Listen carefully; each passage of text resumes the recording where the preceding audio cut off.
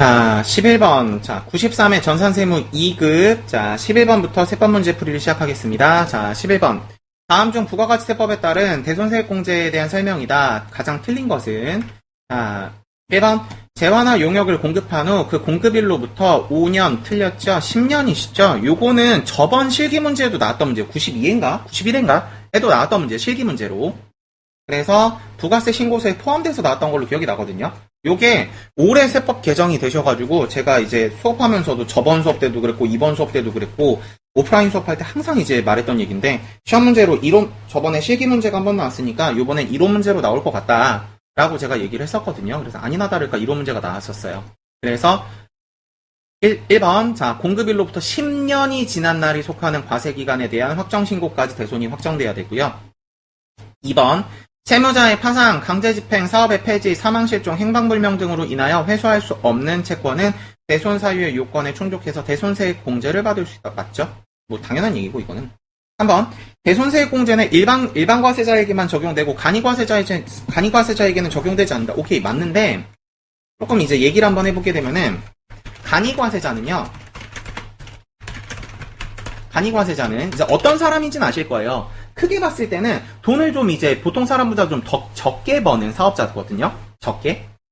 이게 이제 21년도 세법서부터는 기준금액이 좀 바뀌게 되는데 이제 아직 요번 2월 시험까지는 개정세법이 적용이 안 되기 때문에 바뀌시는 얘기는 따로 설명을 안 드릴게요. 되셨죠? 그래서 연간 4,800만원 미만인 자 되셨죠? 직전연도 공급대가가 4,800만원 미만인 자는 간이과세자에 적용이 되시죠? 그리고 뭐 여담 얘기로 올해 코로나 세법 때문에 올해는 일반 과세자 중에 8천만원 미만인 자 같은 경우 개인 사업자여야 됩니다. 개인. 법인 안 돼요. 개인 사업자 중에 8천만원 미만인 자에 대해서는 과세는 일반 과세인데 이제 세금 계산하실 때는 이제 간이과세자처럼 계산하시는 이제 조특법에 대한 조세특례제한법에 대한 사유도 있어요. 되셨죠? 내년서부터 이제 조금 바뀌고요. 올해 21년도 세법서부터는. 다음 마저 계속합니다. 다음 그리고 간이과세자는요 특징들이 몇 개가 있는데 특징 첫째는요 세금계산서 발급이 안 돼요. 되셨죠? 두 번째는 환급이 안 되고요. 되셨죠? 세 번째 영세율 적용은 돼요. 되셨죠? 다음 그러고 네 번째 간이과세자는요 과세 표준이 공급 대가예요. 부가세 포함입니다. 되셨죠? 그러고 이제 적용 특징들에서 이제 적용 못 받는 거 얘기를 해드리면은 대손세액 공제가 적용이 안 되고요. 다음에 의제매입세액 공제는 적용이 돼요. 되셨죠? 다만 공제 한도가 없어요. 의제매입세 계산 산식에 대한 한도는 없습니다. 일반 과세자는 있거든요. 되셨죠? 다음 7번째 또 뭐가 있으시냐면은 신용카드 발행 세액공제가 있어요. 신용카드 매출 전폐 발행 세액공제가 있는데 얘는 이제 기본적으로 1.3%죠. 정확하게는 미인 신용카드 매출액, 신용카드 등이에요, 저거. 매출액에 대한 1.3%. 다만, 음식이나, 다음에 숙박업 같은 경우는, 안 보이니까 조금 땡길까요? 숙박 같은 경우는 2.6%에 해당을 하시게 되고요. 이거와, 다음에, 연, 1,000만원 중에, 되셨죠? 연간, 1,000만원 중에, 작은 금액으로 신용카드 발행세액 공제가 적용이 되고요. 다음 그러고 여기에서 이제 또 마무리로 하나 얘기해드리면은 세금계산서 발급이 안 된다 그랬죠. 그러니까 여기 세금계산서 가산세는 없습니다. 이해되시죠? 그래서 요 정도 이제 정리를 해주시면 좋으실 것 같아요. 그래서 대손세액 공제는 일반 과세자에게만 적용되고 오케이 간이과세자에게는 적용되지 않는다. 5번 얘기시죠? 맞고요. 다음 4번 부가가치세 확정신고서에 대손세액 공제 신고서와 대손 사실들을 증명하는 서류를 첨부해서 관할세서장에게 제출해야 된다. 뭐 이건 당연한 얘기시고. 다음 아래 갈게요.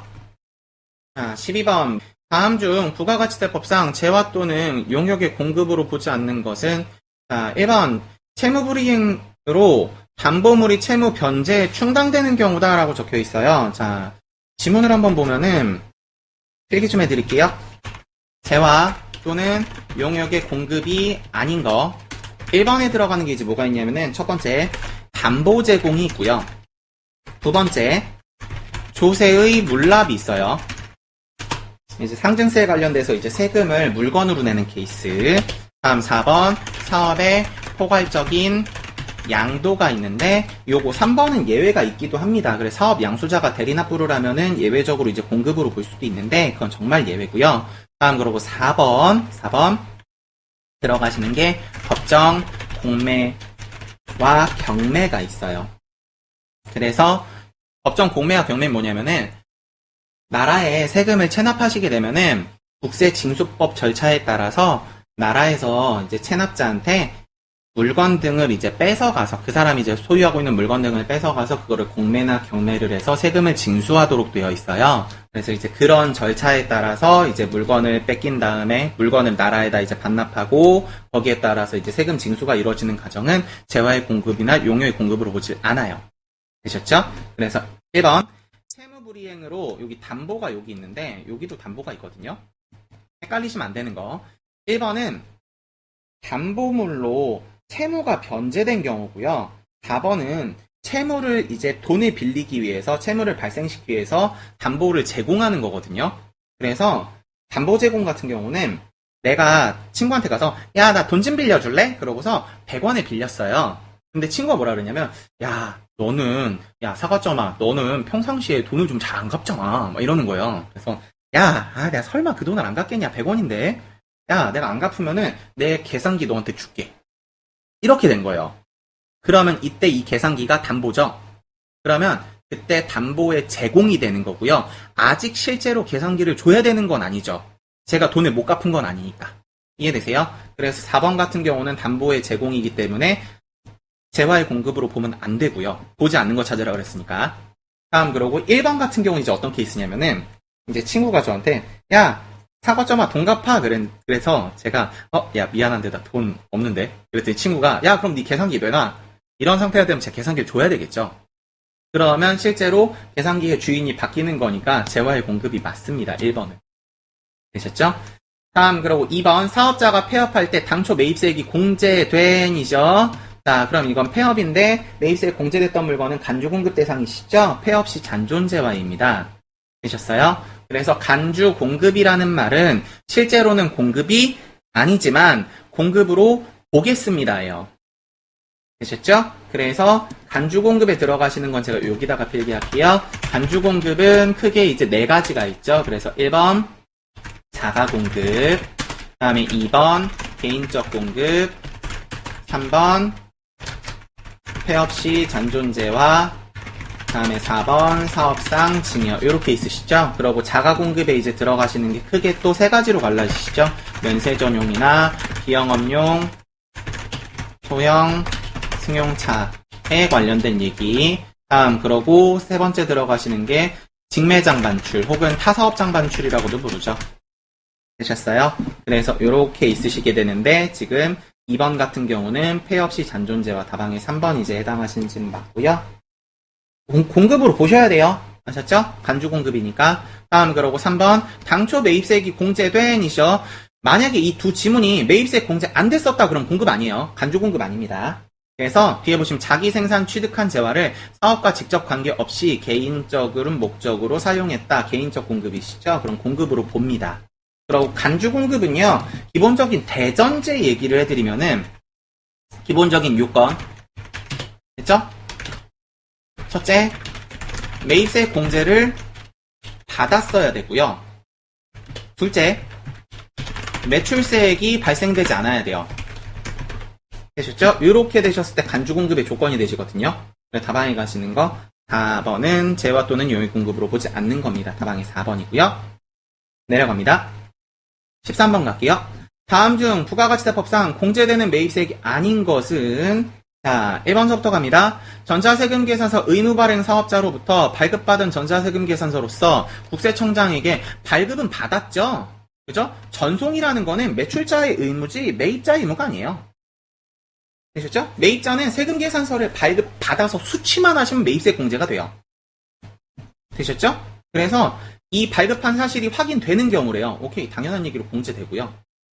다음 2번. 자, 매입처별 세금계산서 합계표에서 경정청구나 경정시에 제출하는 경우에 매입세액입니다. 가능합니다. 경정청구라는 거는 내가 나라한테 저 이만큼 매입세 공제를 못 받았는데 죄송해요. 증빙서류 여기 있습니다. 해주시면 안 될까요? 이렇게 청구하시는 게 경정청구고요. 되셨죠?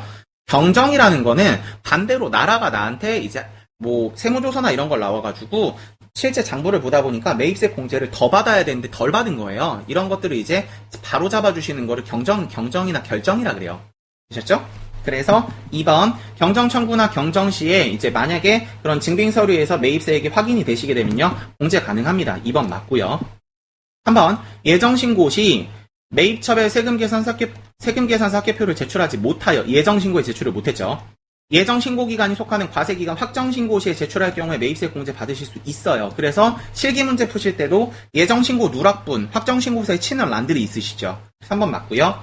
4번 공급 시기 이후에 발급받은 세금 계산서로서 해당 공급 시기가 속하는 과세 기간에 대한 확정 신고 기간이 지난 후 확정 신고 기간이 지나고 발급을 받았죠. 되셨어요? 그럼 원래 요거 제가 오프라인 수업하면서 저도 이제 그 문제를 딱 보면은 학생들이 이제 문제를 보내오면 저도 다른데 이제 뭐 H사나 인터넷 H사나 아니면은 이제 뭐 E사나 이런 곳에 가다반이 올라오긴 하는데 개인적으로 H사에 올라오는 가다반이 좀 많이 틀려요. 학생들이 저한테 질문을 하다 보면은 가다반이 가끔 틀릴 때가 있어가지고 제가 이제 제가 수업하는 오프라인 학생들 같은 경우 가다반을 제가 맞춰주거든요. 그리고 제가 카톡방 활동할 때는 그 방에 이제 가다반을 제가 맞춰가지고 바로 뿌린 적도 있었어요. 제가 이제 스스로 실점을 해서. 그래서 이제 요번에 요거하고 뒤에 이제 의료비세액공제 파트, 연말정산 의료비세액공제 파트 보고서 이거 문제가 좀 이상하다라고 생각하고서 이제 제 오프라인 학생들한테는 되게 좀 뭐라 그럴까, 제가 어차피 오래 수업한 학생들도 그러다 보니까 제가 강압적으로 얘기를 했거든요. 이거 틀린 거야. 잘못 나왔어.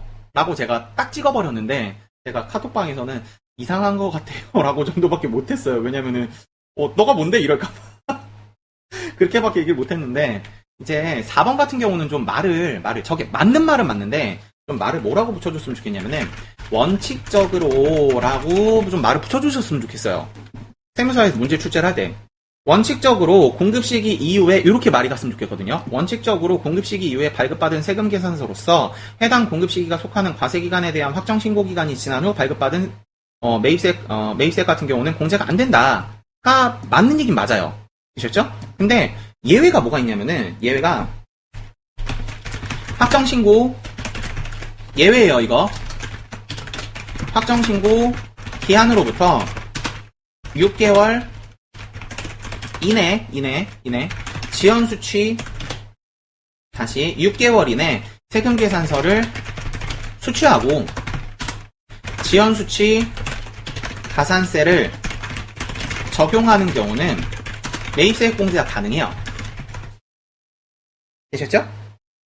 이게 2019년도 2월인가 적용됐던 개정세법이거든요. 2019년도가 2022년, 20년도인가? 2019년인 것 같네요. 그때 적용됐던 이제 개정세법이에요.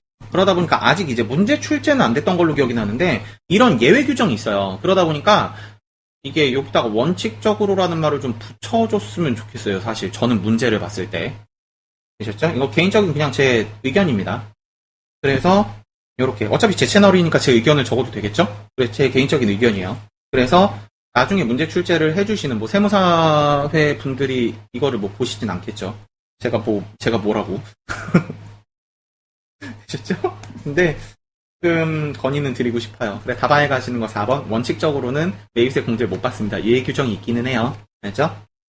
다음, 14번 갑니다. 14번. 넘겨놓을게요. 자, 14번. 다음 중 소득세법상 이자 소득 총수입 금액의 수입 시기에 대한 설명으로 가장 옳지 않은 것은? 자, 수입식인데, 저는 다른 분 강의가 좋으면은, 다른 분의 강의도 보면서 이제 강의를 좀 참고하는 편이에요. 저도 이제 강의를 10몇 년을 했지만, 제가 컴퓨터는 10몇 년인데 회계 같은 경우 이제 한 6, 7년 돼 가거든요.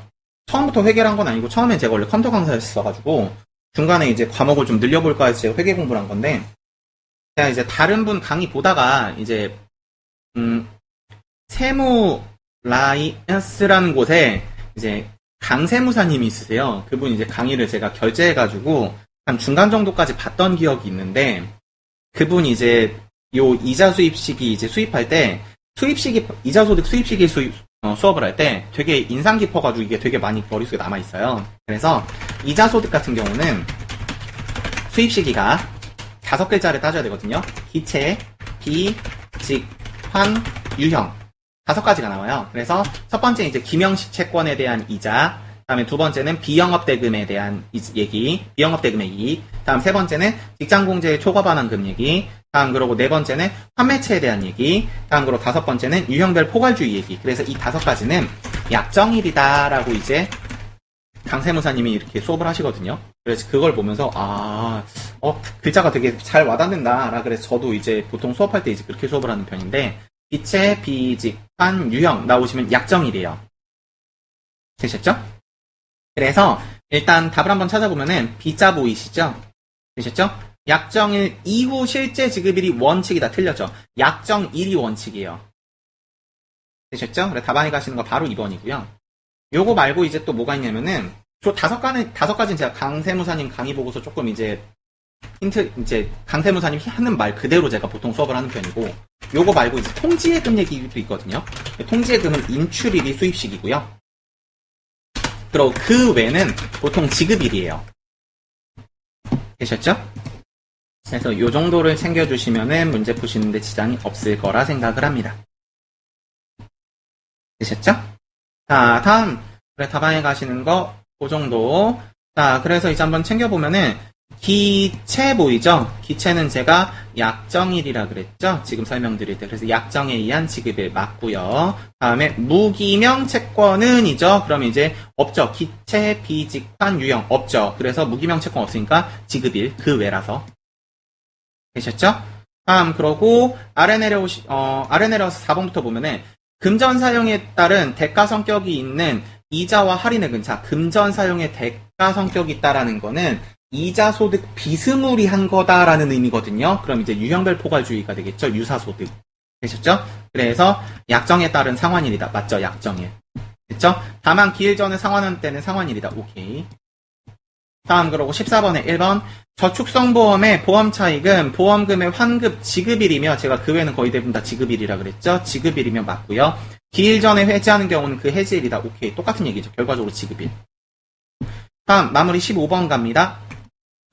자, 15번 소득세법상 원천징수 대상이 아닌 것은 어떤 것일까요?가 있습니다. 이제 원천징수 대상에 원천징수를 할 수 없는 소득은 소득세법상 딱 2개 있거든요. 첫 번째 일반적인 사업소득이고요. 다음 두 번째 들어가시는 거는요. 양도소득이 있어요. 이렇게 들어가시는 게 원천징수를 할 수 없는 부분. 원천이요. 원천징수를 할 수 없는 소득입니다. 다만 이제 예외적으로 사업소득 같은 경우는 프리랜서라든가 이런 사람들 같은 경우는요.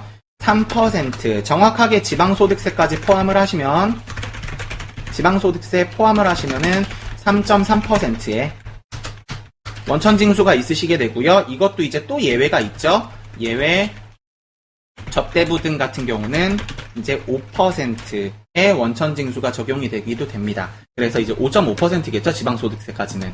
그래서 일반적인 사업소득, 일반적인 사장님들은 원천징수를 하실 필요가 없고요. 다만 프리랜서 같은 경우는 3%, 그리고 예외적으로 프리랜서 중에 접대부 등에 해당하시게 되면 5%의 원천징수가 가능합니다. 그리고 지방소득세는 제가 그냥 한번 써봤는데 우리 시험 문제는 소득세니까 지방소득세가 아니라 답안에 가시는 거 원천징수 안 되는 거 4번입니다. 되셨죠? 그래서 세법에 대한 문제풀이는 여기까지입니다. 자, 수고하셨습니다.